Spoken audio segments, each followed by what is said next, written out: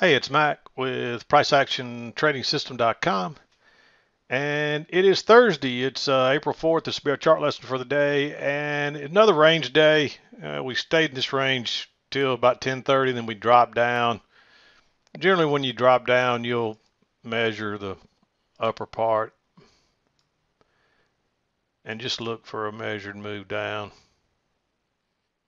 And you can see we got basically a perfect measured move. If you copy your line, drag it down, that was a perfect measured move, and that would have been a perfect target. So that's generally how we do it.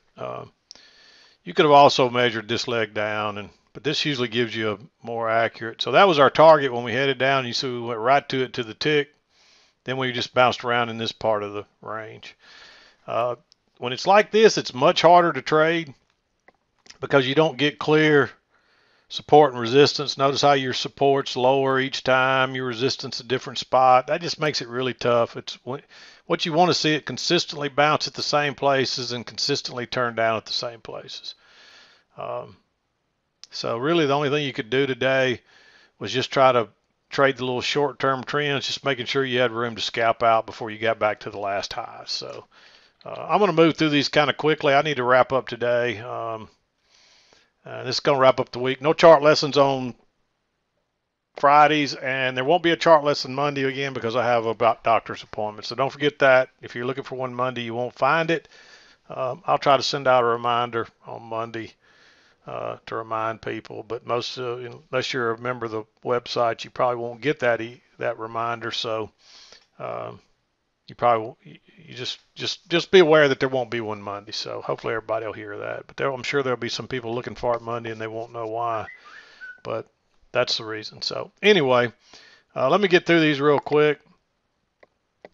The 7 o'clock hour came right in here, and this congestion here. And then we finally had a little double test. Notice that we made that high. We tried to go higher once, twice, and you get a nice bearish bar. There's also a new low, first entry, second entry. So that's a second entry short on a failed second entry long, right off of resistance and a nice bearish bar. That's the first trade of the day, a nice setup. And this is a double top, so that's a new high, first entry, second entry that fails. And you've got a little trend working down. So you're looking for it to make a new low. So I like going short right there. I'd probably wait for this bar to close and go short right there. And then, of course, your stop has to go above that bar. And you're just looking for it to test the lows. It bounces a little early, but that's still plenty to get a scalp out of. Then you get another test. That's a higher low or a double bottom with a nice bullish bar, a good bit away from the EMA. So that's a good place to enter back to the EMA. There's actually a failed second entry short right here. And you're looking for prices to make a new high because you got this little trend. And so that's the first break. So that's a possibility. It's just a first entry. I didn't mark it, but you could look at it as a failed second entry short. I'll make it green. I'm not crazy about it though. And then of course we make the new high, turn down, but we aren't back up to these highs. So you better off to wait on a lower high, which comes here, and you got a real neutral bar right there. And then you try to go higher again. So you basically get this same repeat pattern again here with another bearish bar on a second entry short. Notice that swing low, first entry, second entry. So that's a good place to go short. There's another lower high right here, but you're right into that double bottom. I'd skip that one.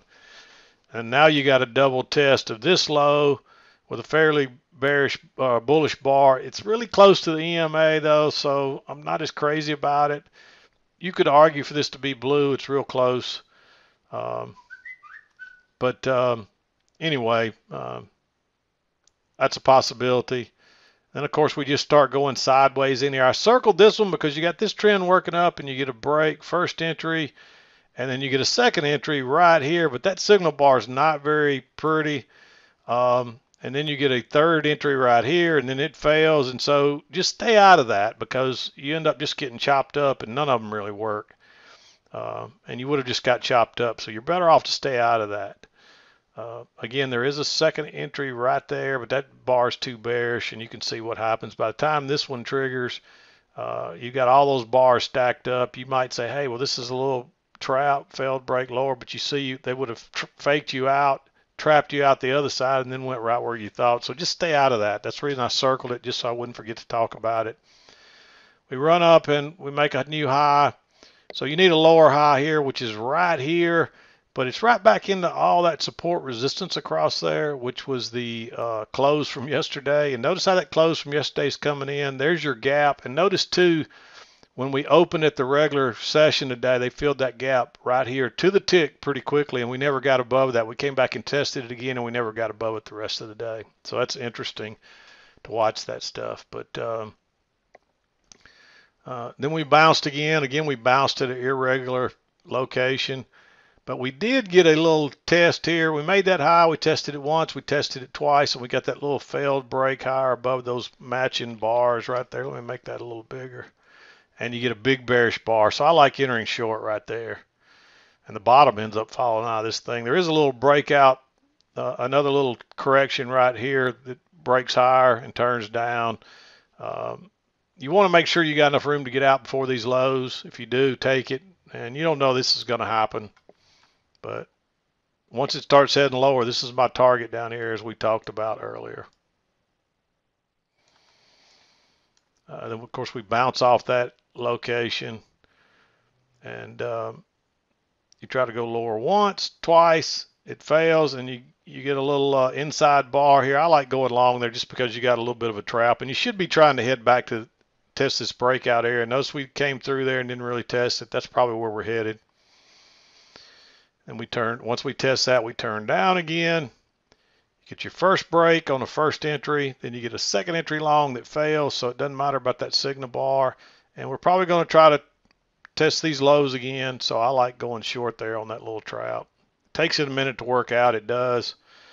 And I really don't see anything. There is another failed second entry short right here. Notice that new low, first entry, second entry, but everything's still below that EMA. And there is some support across there. So you might could argue for that one to, let me get my line on here where you can see it really well. So based on that, with that being a double test, you might take that trade right there. But it's just too risky because we could drop on down here. So, and it's right at the 2 o'clock hour, but I marked it. So you could argue for it to be green.